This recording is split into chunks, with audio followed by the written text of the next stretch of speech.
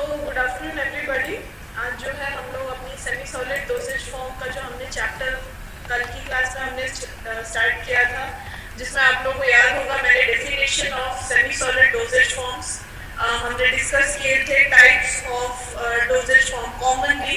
अभी हम लोग क्लासिफिकेशन तक नहीं पहुंचे, बट कॉमनली अगर हम बोलना चाहें कि सेमी सॉलिड डोसेज फॉर्म्स में कौन से डोसेज फॉर्म्स आते हैं, तो उनके बारे में हम लोगों ने एक ब्रीफ इंट्रोडक्शन लिया था, जिसमें मैंने ointments, creams, paste, gels, jellies, poultries, इन सब के बारे में जो है हमने एक रफ आइडिया ले लिया था कि होते क्या क्या है। डेफिनेशन हमने देख ली थी। डिटेल क्लासिफिकेशन अभी हम पढ़ेंगे, क्योंकि सेमी सॉलिड डोसेज फॉर्म, जैसे कि मैंने बताया, बहुत सारे डोसेज फॉर्म्स हैं और कॉमनली यूज होने वाले डोसेज फॉर्म्स है, इसलिए इनका क्लासिफिकेशन थोड़ा सा डिटेल्ड है। उसको हम लोग आने वाली क्लासेस में कवर अप करेंगे। आप लोगों का HMP में जो है सब्जेक्ट में आप लोगों ने स्किन के बारे में पढ़ा होगा। सेमी सॉलिड डोसेज फॉर्म, जैसे कि हम जानते हैं, एक्सटर्नल एप्लीकेशन के लिए होता है और स्किन की सरफेस पे हम लोग जो है उसको स्प्रेड करते हैं या फिर उसको अप्लाई करते हैं और वहां से जो है उनका अब्जॉर्प्शन होता है। इसलिए बहुत जरूरी है कि सेमी सॉलिड डोसेज फॉर्म, उनकी वर्किंग या क्लासिफिकेशन से पहले हम समझ लें कि स्किन परमिएशन या स्किन अब्जॉर्प्शन जो है वो किस तरीके से होता है। तो मैं वापस आप लोगों को कहूंगी कि आप लोग एक बार जो है अपना जो स्किन के बारे में हम लोगों ने पढ़ा था उससे एक रिवीजन हम लोग पहले कर लेते हैं और उसके बाद फिर हम लोग जो है स्किन पेनिट्रेशन या जो स्किन परमिएशन है उसको एनहांस करने के टेक्निक्स या जो एजेंट्स हम लोग यूज करते हैं, ताकि स्किन के थ्रू अगर कोई अब्जॉर्प्शन हम लोग करवाना चाह रहे हैं, परमिएशन करवाना चाहते हैं, तो वो फास्टर और इफेक्टिवली हो। उसके लिए जरूरी है कि हम स्किन के बारे में पहले पढ़े। तो आज की क्लास में हम लोग एक इंट्रोडक्शन देखने वाले हैं about skin and its various layers and it's components. ठीक है, सो ये वाला जो टाइम है ये आप लोग सबको याद होगा। अभी फर्स्ट सेशन में आप लोगों ने पढ़ा है कि नहीं मुझे नहीं पता, बट ये स्ट्रक्चर हम लोगों ने 11th-12th में भी सबने पढ़ा हुआ है। Skin is very effective as a selective penetration barrier. ठीक है, सो हम जानते हैं कि हमारी बॉडी का सबसे पहला जो प्रोटेक्टिव मैकेनिज्म है वो हमारी स्किन है। वो हमें किसी भी माइक्रोबियल अटैक, इंजरी, इन सबसे जो है हमें प्रोटेक्ट करती है। It is the largest organ in our body और काफी जो है हमारा पूरा जो बॉडी स्ट्रक्चर है वो स्किन से कवर्ड है और वो एक पेनिट्रेशन बैरियर की तरह, यानी कि परमिएशन के लिए अगर कोई भी माइक्रोबियल अटैक हम पे हो रहा है, कोई भी हमारा एक्सीडेंट हो रहा है, इंजरी हो रहा है, तो सबसे पहले हमें प्रोटेक्ट कौन करता है? This skin layer. ठीक है, तो एक पेनिट्रेशन बैरियर की तरह ये काम करते हैं। अब ये इंजरी से या माइक्रोबियल अटैक से बचा रहे हैं, तो सिमिलर जो बैरियर है वो हमारे ड्रग्स के लिए भी रहेगा। तो इसीलिए हम लोग अभी जो है स्किन की पेनिट्रेशन के टेक्निक्स या फिर किस तरीके से हम पेनिट्रेशन को इंक्रीज कर सकते हैं वो हम लोग देखने वाले हैं। लेयर्स के बारे में हम लोग जानते हैं। स्किन की जो लेयर है वो बेसिकली 3 लेयर से बनी है, epidermis, dermis and subcutaneous layer. ठीक है, सो एपिडर्मिस यानी कि सबसे ऊपर वाली जो लेयर होती है हमारी स्किन की, it provides a major controlling element for drug penetration. ठीक है, सो सबसे ऊपर वाली जो लेयर है एपिडर्मिस, वो सबसे पहला बैरियर जो है हमारी ड्रग अब्जॉर्प्शन का, वो सबसे पहला बैरियर जो है वो एपिडर्मिस की लेयर होती है। यानी कि अगर मैं कोई भी सेमी सॉलिड डोसेज फॉर्म या ड्रग जो है अपनी स्किन पे अप्लाई कर रही हूँ, तो उसको सबसे पहला बैरियर कौन सा मिलेगा? That would be epidermis. ठीक है, तो एपिडर्मिस के बारे में हम लोग थोड़ा सा भी देखेंगे। ये डायग्राम आप लोगों को याद ही होगा, बट मैं जिन लोगों को याद नहीं आ रहा है मैं बता दूं। स्किन की लेयर जो है यहाँ पे आप लोगों को डायग्राम में दिख रही होगी, 3 लेयर से बनी है, epidermis, dermis and subcutaneous layer, जिसको हम लोग हाइपोडर्मिस भी कहते हैं। एपिडर्मिस में आप लोग यहाँ पे देख सकते हैं हेयर शाफ्ट, यानी कि हेयर्स जो हमारे स्किन पे रहते हैं वो पूरी बॉडी में हेयर्स है, but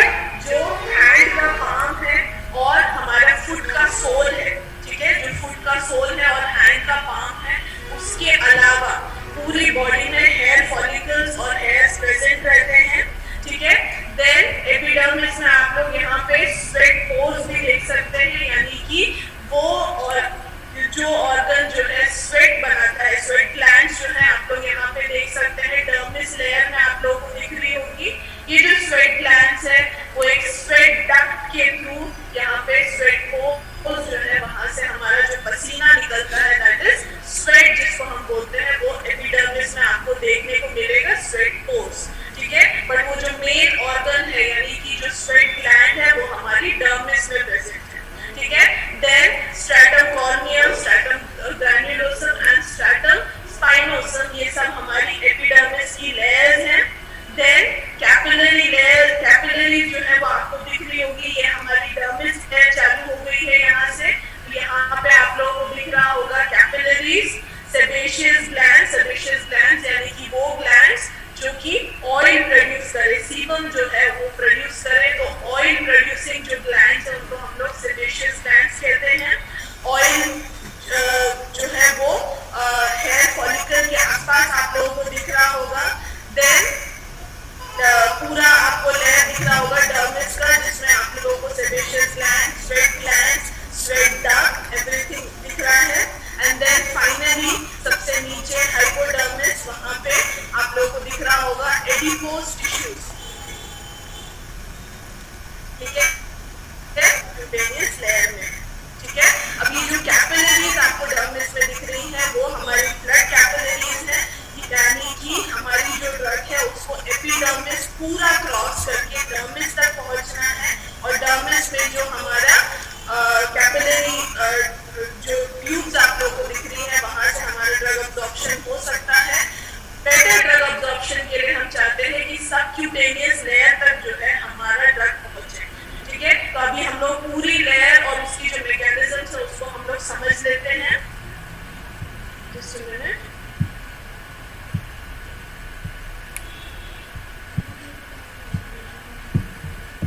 Okay, so the ability of the drug to interact with the constituents of the skin layer dictates the degree in which it can penetrate, ठीक है। तो हमारी ड्रग को जो है सिर्फ सरफेस पे लगे नहीं रहना है, उसको जो है ये जो स्किन लेयर से कंपोनेंट्स अभी हमने देखे, ठीक है, वो स्वेट ग्लैंड्स हो या फिर हमारे सेबेशियस ग्लैंड्स हो, कैपिलरीज है, एपिडर्मिस की लेयर्स है, सेल्स है, टिश्यूज है, उन सब से जो है इंटरैक्ट करना होगा हमारे ड्रग को और उनके थ्रू पास होना पड़ेगा, ठीक है। तो ये सारा इंटरैक्शन जो है हमारे ड्रग का और स्किन कंपोनेंट्स का ये डिसाइड करता है कि हमारी ड्रग कितनी ज्यादा परमिएट या पेनिट्रेट करेगी स्किन के अंदर, ठीक है। The ability of the drug to penetrate skins epidermis, dermis and subcutaneous fat layer will lead to transdermal drug delivery giving rise to systemic action, ठीक है। यहाँ जो ट्रांसडर्मल हम लोग बात कर रहे हैं यानी कि पूरी लेयर्स को पार करने के बाद में जब हमारी ड्रग जो है परक्यूटेनियस लेयर पे पहुंचेगी यानी कि ट्रांसडर्मल लेयर पे पहुंचेगी, तो वहां से जो है उसका सिस्टमिक सर्कुलेशन में अब्सॉर्प्शन ज्यादा फास्टली होगा, ठीक है। तो हमारा एज अ फार्मासिस्ट हमारा क्या दायित्व है? हमारा दायित्व ये है कि हम कोई भी सेमी सॉलिड डोसेज फॉर्म बना रहे हैं तो उसका जो है परमिएशन तीनों लेयर से होते हुए हमारी सबक्यूटेनियस लेयर पे पहुंचे, यानी कि पूरी epidermis, dermis and subcutaneous layer से पार होके परक्यूटेनियस लेयर पे पहुंच गई है, जहां से उसका सिस्टमिक सर्कुलेशन या ब्लड सर्कुलेशन में अब्जॉर्प्शन ज्यादा अच्छे से होगा। अब हमने बात करनी थी कि कैपिलरी लेयर जो है वो कैपिलरी ट्यूब जो है वो हमारी डर्मिस में भी प्रेजेंट है, बट उनकी जो है क्वांटिटी बहुत ही कम है। वो इतनी कम है कि वो हमारे ड्रग को पूरी अब्सॉर्ब नहीं कर पाएगी। Yes, a percentage of drug is absorb from the dermis also. Dermis में भले ही कैपिलरी ट्यूब्स हैं, वहां से थोड़ा परसेंटेज वो हम 5 to 10% बोल सकते हैं कि अब्सॉर्प्शन हो रहा है, बट बचा हुआ जो बल्क में ड्रग अब्सॉर्प्शन हम चाह रहे हैं इनटू द सिस्टमिक सर्कुलेशन ताकि उसका एक्शन हो सके, उसके लिए बहुत जरूरी है कि वो तीनों लेयर से पास होके हमारे परक्यूटेनियस लेयर तक पहुंचे, ठीक है। और इस डिलीवरी सिस्टम को हम लोग ट्रांसडर्मल ड्रग डिलीवरी सिस्टम हम कहते हैं, ठीक है। Therefore, the extent the drug can travel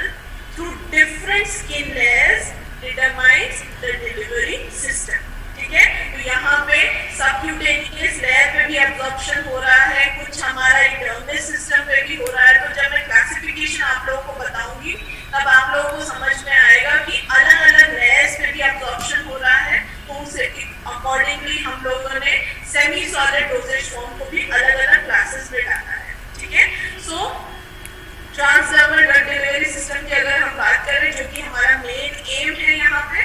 so transdermal preparations are designed to deliver drugs systematically, ठीक है, यानी कि हम अगर स्किन पे अगर ये डोजेज फॉर्म लगा रहे हैं तो हमारा मेन ऑब्जेक्टिव जो है वो ये है कि हमारी ड्रग फास्टली और इफेक्टिवली सिस्टमिक सर्कुलेशन या ब्लड सर्कुलेशन तक पहुंच जाए, ठीक है।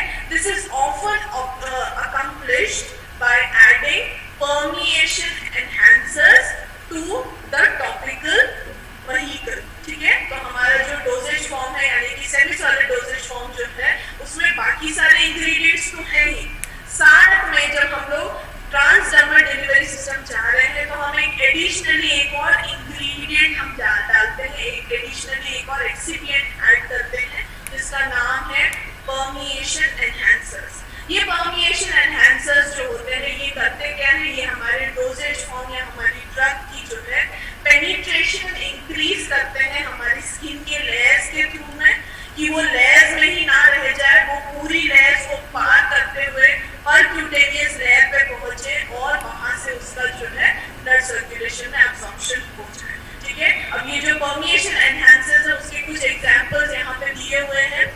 सम एग्जांपल्स आर डाइमिथाइल सल्फोक्साइड जिसको हम लोग DMSO के नाम से भी जानते हैं, ethanol, propylene glycol, glycerine, urea, terpenes, then surfactants जो है, सर्फैक्टेंट्स अभी तक हम लोगों ने देखा है बहुत सारे डोजेज फॉर्म्स में लगा है, तो यहाँ पे भी उनको हम लोग पेनिट्रेशन एनहांसर्स की तरह यूज कर रहे हैं।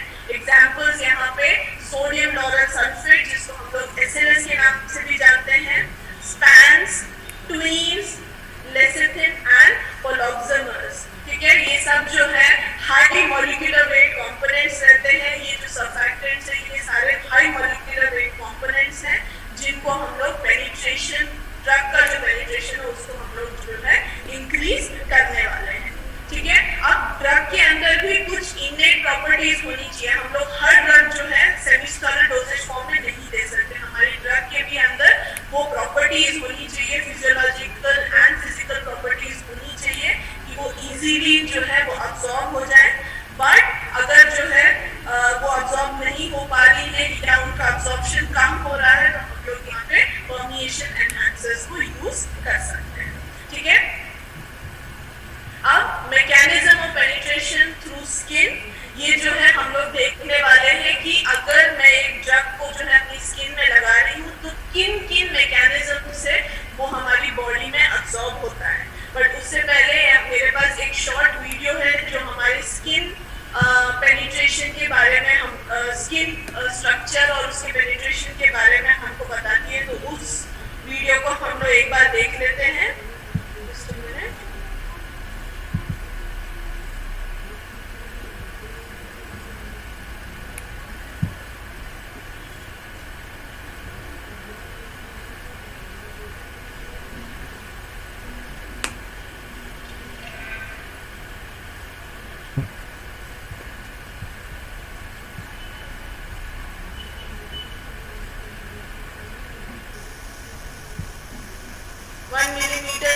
जो थिकनेस रहती है वो हमारी स्किन की रहती है, कुछ पार्ट्स में जो है हमारा स्किन का जो थिकनेस है वो कहीं कहीं बड़ा रहता है और कहीं जो है उसकी जो लेयर है उसकी थिकनेस जो है अकॉर्डिंगली कम भी है, ठीक है। बट नॉर्मली 1.5 mm जो है वो हमारी स्किन की थिकनेस रहती है। अब हम लोग लेयर्स देखने जा रहे हैं, सबसे ऊपर epidermis, then dermis and hypodermis जिसको हम लोग सबक्यूटेनियस भी कहते हैं।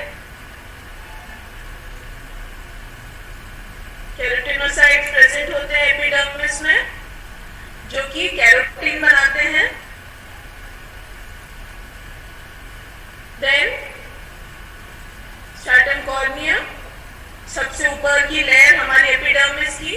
Then stratum lucidum, second layer है एपिडर्मिस की।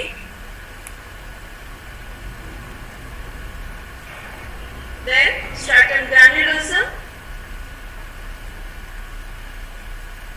stratum spinosum, ये सबसे थिकनेस्ट लेयर है हमारे एपिडर्मिस की, सबसे नीचे की लेयर भी कह सकते हैं। एंड लास्ट में है बेसल लेयर जो कि डर्मिस के ठीक ऊपर है। ये बेसल सेल्स में आप लोग मेलानोसाइट्स देख सकते हैं जो कि मेलानिन बनाते हैं, स्किन कलरिंग पिगमेंट्स।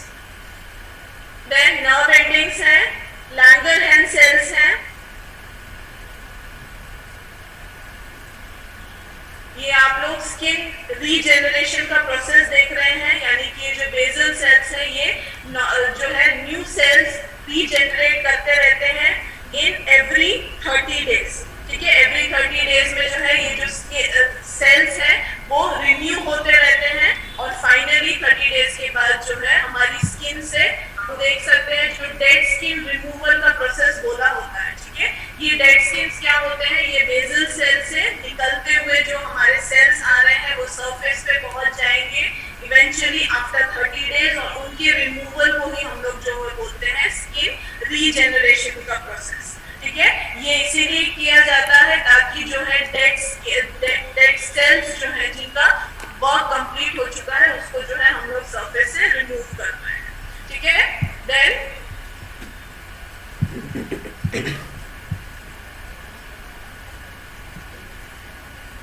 अब यहाँ पे हम लोग डर्मिस की लेयर देख रहे हैं।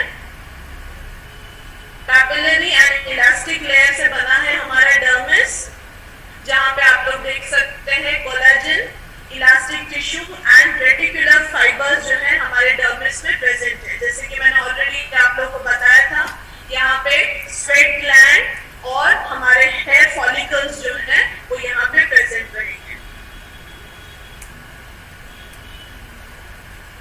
स्वेट ग्लैंड्स जो स्वेट प्रोड्यूस करते हैं, सेबेशियस सेल्स जो अभी हमने देखे थे ऑयल प्रोड्यूसिंग सेल्स, वो भी यहीं पे हमारे डर्मिस में ही प्रेजेंट है।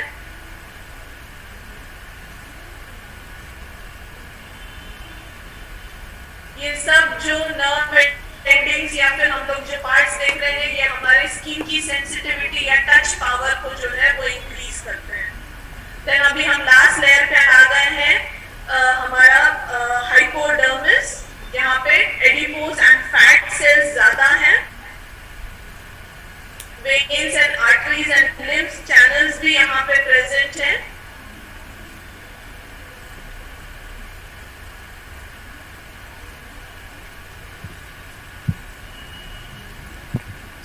यही था जो अभी हम लोग ऑलरेडी क्लास में डिस्कस कर चुके हैं, वो अभी आप लोगों ने एक एनिमेटेड वर्जन में देख लिया है, जिसमें हम लोगों ने 3 लेयर्स ऑफ सेल जो स्किन है उसके बारे में पढ़ा। एपिडर्मिस की फर्दर लेयर्स को हम लोगों ने देखा है। एपिडर्मिस एक थिक लेयर है जो कि बहुत सारे डिफरेंट लेयर से बनी हुई है। देन डर्मिस आता है जहाँ पे हम लोगों का main sebaceous glands, sweat glands, hair follicle सब कुछ वहाँ प्रेजेंट है। कैपिलरीज वहाँ प्रेजेंट है एंड देन फाइनली हमारी सबक्यूटेनियस लेयर जो कि एडिपोज या फैट जो सेल्स हैं उनसे बनी हुई है। ठीक है, वापस चलते हैं हमारी क्लास की तरफ।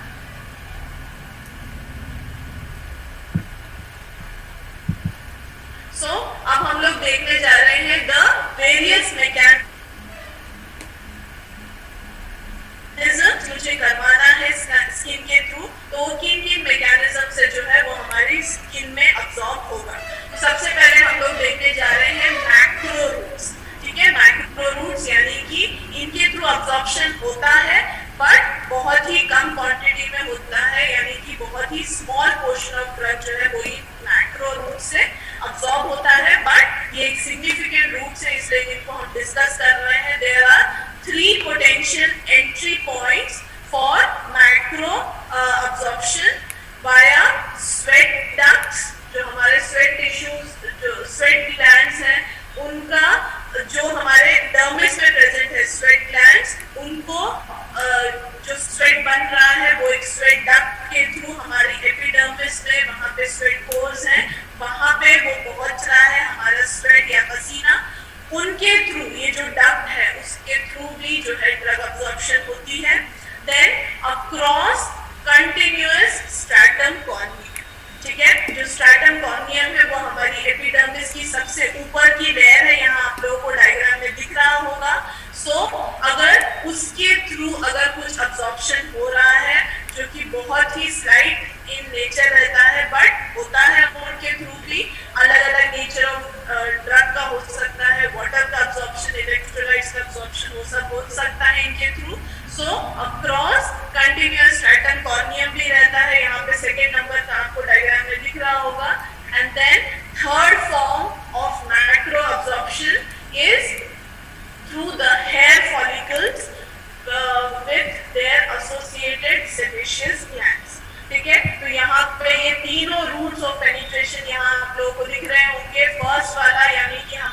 स्वेट डक्ट के थ्रू, स्वेट डक्ट्स या जो है हमारे स्वेट ग्लैंड से अटैच्ड है, उनके थ्रू अगर ड्रग जो है अब्सॉर्ब हो रही है।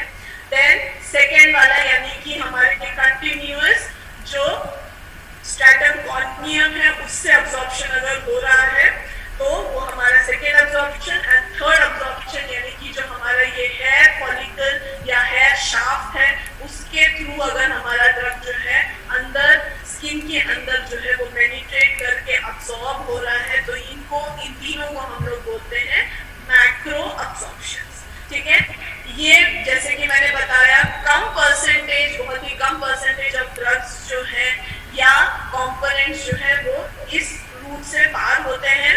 सेकेंड मैकेनिज्म है हमारा माइक्रो रूट्स। ये जो माइक्रो रूट्स है वो यहाँ पे दो बेसिकली टाइप के आपको डायग्राम में दिख रहे होंगे, intercellular route and transcellular route. ठीक है, जैसे कि इनका नाम से समझ में आ रहा है, इंटरसेलुलर यानी कि सेल्स जो है हमारी स्किन सेल्स जो है या फिर हमारी डर्मिस की एपिडर्मिस की जो लेयर्स हैं, सेल्स की जो लेयर्स हैं उनके बीच में से जो है अगर हमारा ड्रग जो है इस तरीके से पैसेज करते हुए अगर वो हमारे स्किन में अब्सॉर्ब होता है तो उसको हम लोग क्या बोलते हैं, इंटरसेलुलर रूट।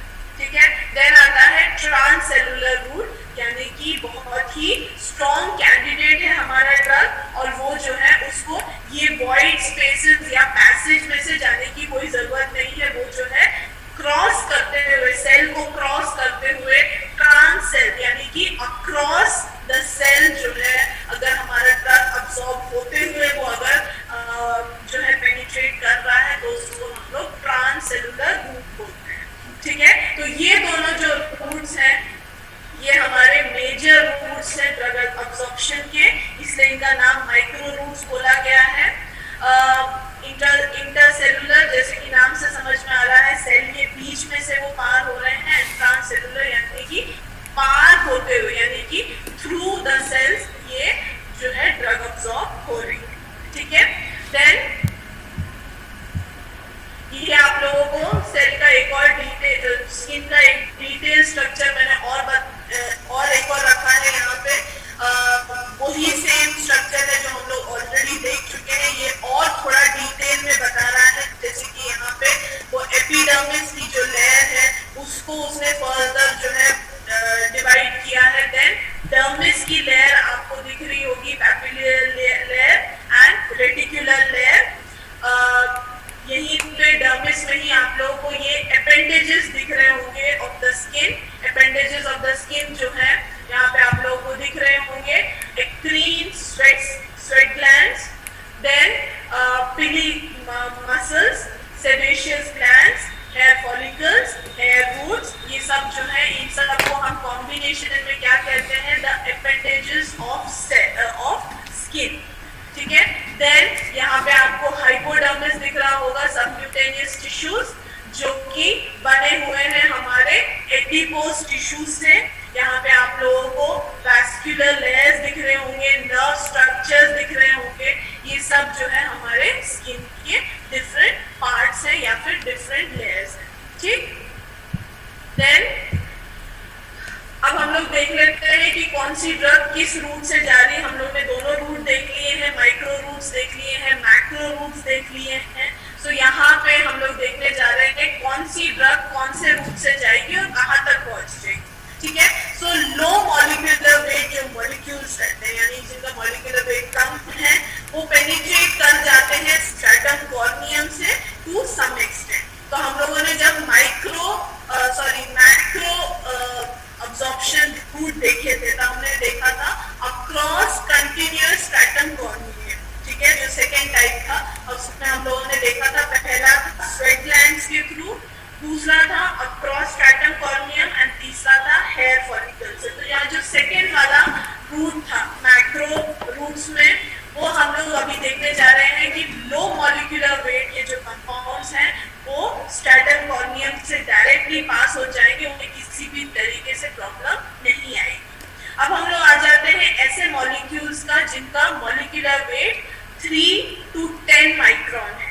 ठीक है, 3 to 10 माइक्रोन अगर जो आपका मॉलिक्यूल मॉलिक्यूल का साइज है तो वो पेनिट्रेट करेगा थ्रू हेयर फॉलिकल, यानी कि जो हमारा तीसरा पार्ट था, ठीक है, तीसरा पार्ट जो है यानी कि वो ड्रग्स के लिए है जिनका पार्टिकल साइज कितना है 3 to 10 माइक्रोन।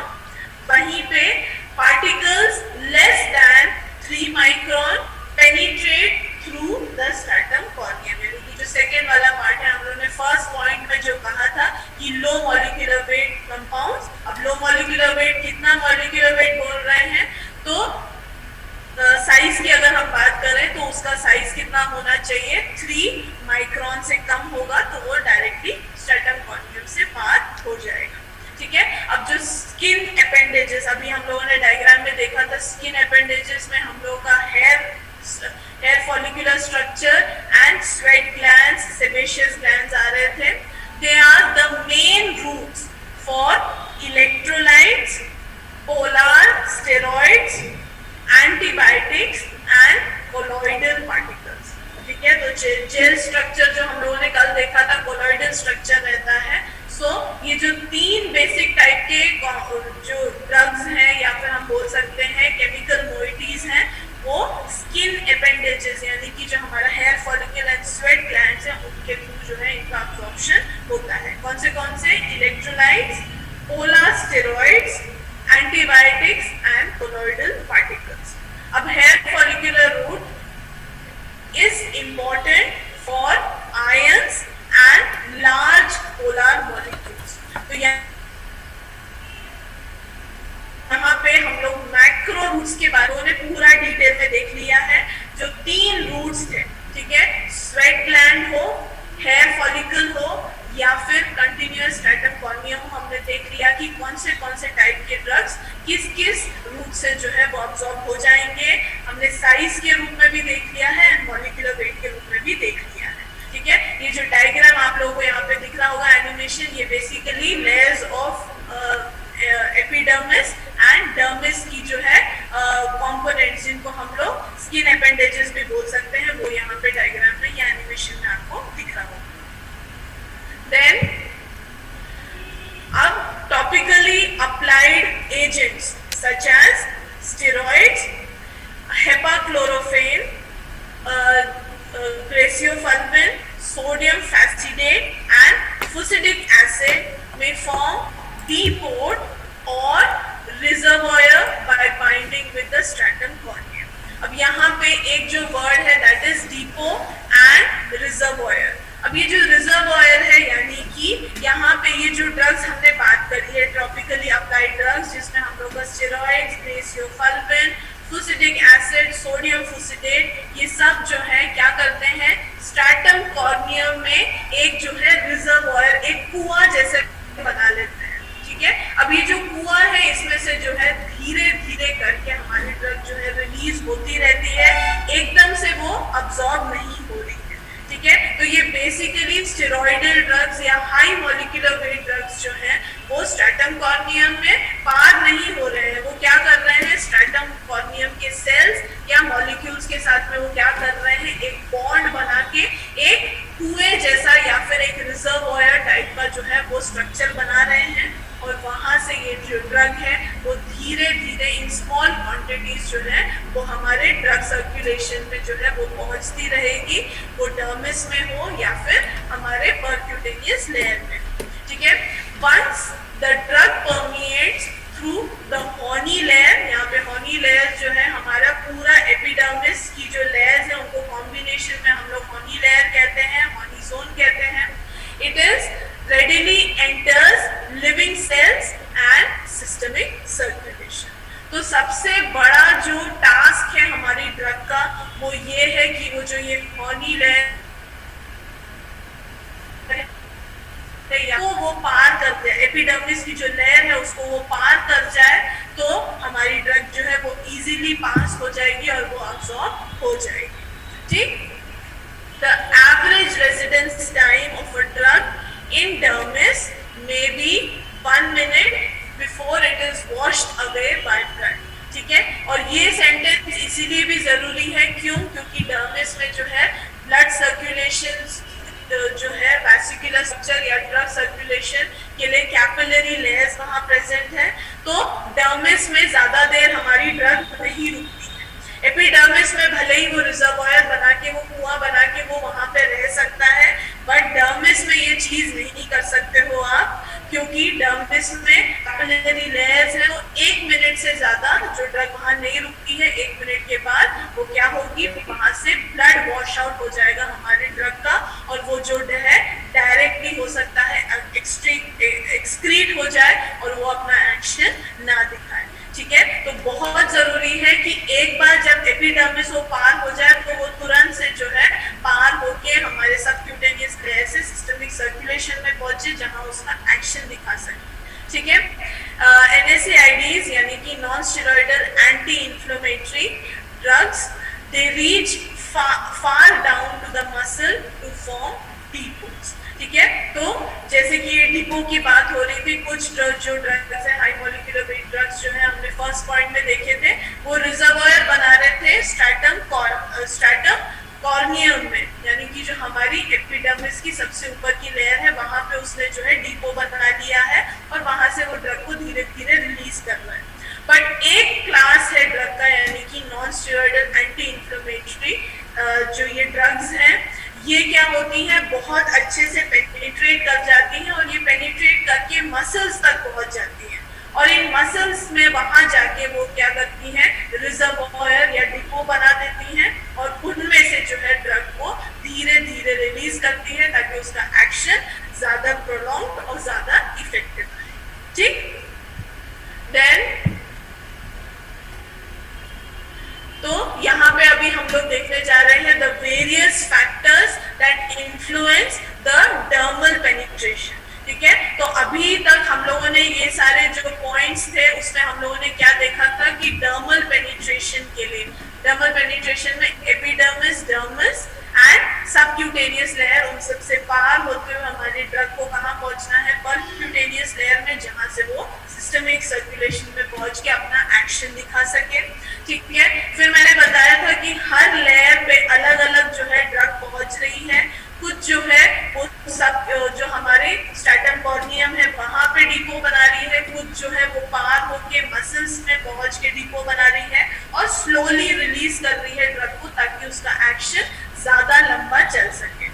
ठीक है, कुछ जो ड्रग्स है वो स्ट्रैटम कॉर्नियम तक ही पहुंच पाई, कुछ जो है वो डर्मिस तक ही पहुंच पाई, या कुछ जो है सबक्यूटेनियस लेयर तक ही पहुंच पाई, तो उस अकॉर्डिंगली हम लोगों ने सेमी सॉलिड डोसेज फॉर्म को भी क्लासिफाई किया हुआ है। ठीक है, तो ये सारी जो बातें हैं ध्यान रखनी है हमें अभी जब हम लोग पेनिट्रेशन को एनहांस करने की टेक्निक्स देखेंगे।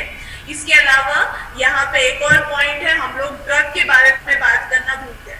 ठीक है, अभी तक हम लोगों ने डोसेज फॉर्म के बारे में बात किया, स्किन के बारे में बात किया, बट हमें ड्रग के बारे में भी बात करने की जरूरत है कि ड्रग के अंदर क्या क्या प्रॉपर्टीज होनी चाहिए।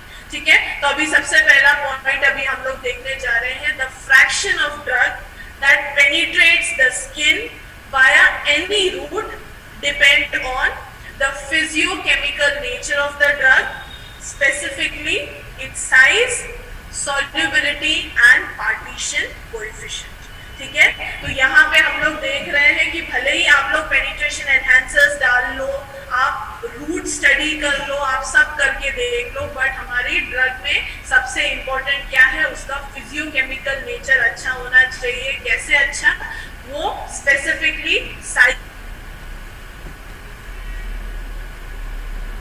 के मैटर में, सॉल्युबल और पार्टीशन कोएफिशिएंट यानी कि हमारी ड्रग जो है वो कितना जो है पार्टीशन हो रही है ऑयल फेज में और वाटर फेज के अंदर, उसको हम लोग बोलते हैं पार्टीशन कोएफिशिएंट। ठीक है, जिसको हम लोग pKa के नाम से भी जानते हैं। आप लोग ने pH का कॉन्सेप्ट पढ़ा होगा केमिस्ट्री में, तो pKa और pH का जो फैक्टर है वो यहाँ पे भी हमारे स्किन अब्जॉर्प्शन में भी आएगा। लास्ट क्लास में आप लोगों को मैंने बताया था स्किन का जो pH है दैट इज अराउंड 5.5 to 6, तो उसी अकॉर्डिंगली जो है हमें अपने ड्रग का pH और पार्टीशन कोएफिशिएंट जो है एडजस्ट करना होगा, या फिर ऐसे कैंडिडेट्स को चुनना होगा जो इस pH से सूटेबल हो और वो इजीली अब्सॉर्ब हो जाए।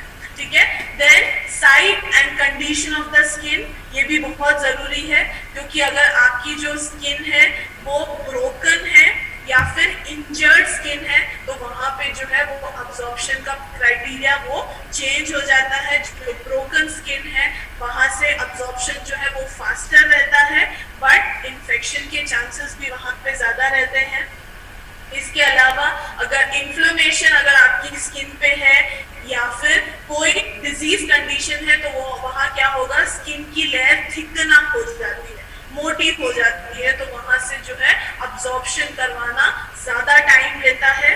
तो ये जो फिजियोलॉजिकल कंडीशंस है, हमारी स्किन की जो स्टेट है जब हम ये ड्रग दे रहे हैं, उसको भी हमें कंसिडरेशन में लेना है। सो साइट, कौन सी साइट पे आप लगा रहे हैं, and condition of the skin is also important.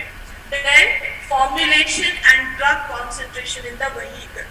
ठीक है, आप कौन से फॉर्मुलेशन से दे रहे हो। जैसे सेमी सॉलिड में ही अगर मैं बात करूं तो सेमी सॉलिड में ही ऑइंटमेंट है, क्रीम है, पेस्ट है, जेल्स है, जेलीज है। ठीक है, ऑइंटमेंट हमने देखा था ज्यादा विस्कस रहते हैं, क्रीम्स जो होते हैं हमने देखा था कि वो इजीली स्प्रेड हो जाते हैं बट वो वाटर वॉशेबल रहते हैं।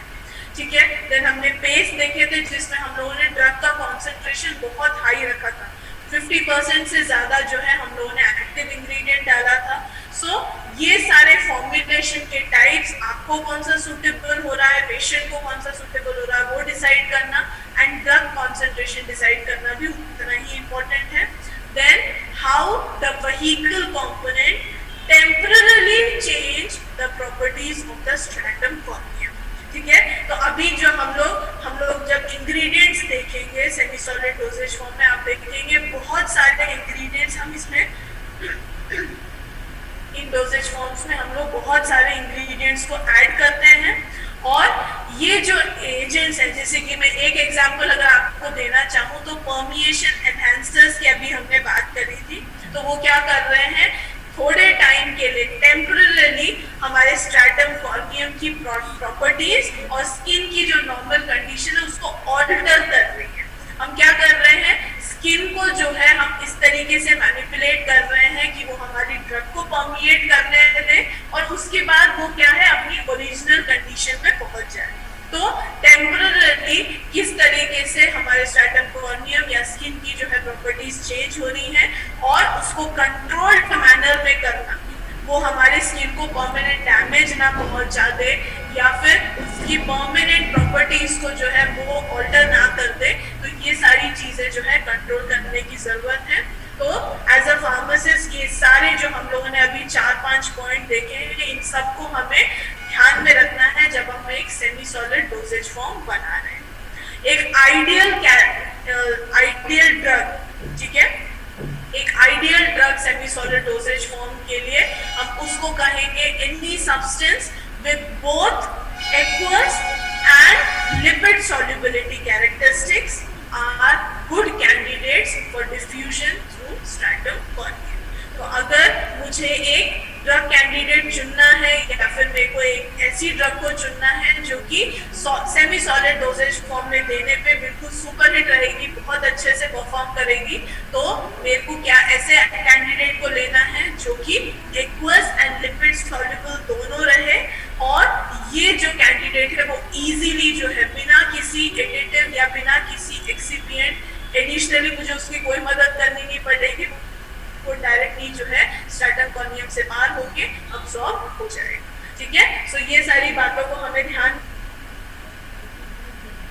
में रखना है। और नेक्स्ट क्लास से जो है, जैसे कि अभी आप लोगों ने देखा था, फैक्टर्स इफेक्टिंग ड्रग पेनिट्रेशन जो है हम लोग इसको डिटेल में देखेंगे, जहाँ पे आप लोग देख सकते हैं दो कैटेगरीज में मैंने ये फैक्टर्स को डिवाइड किया है। एक तो बायोलॉजिकल फैक्टर्स हैं, यानी कि ओरिजिनल जो कंडीशंस है हमारे स्किन की उनको हम लोग देख रहे हैं जो कि ऑल्टर होती रहती हैं, एंड देन फिजियोलॉजिकल फैक्टर्स जो हैं जो कि हम लोग जो है ऑल्टर कर सकते हैं और हम लोग अपने ड्रग को उस अकॉर्डिंगली जो है उसकी एब्जॉर्प्शन या पेनिट्रेशन को एनहांस कर सकते हैं। ठीक है, इसको हम लोग डिटेल में नेक्स्ट क्लास से पढ़ेंगे।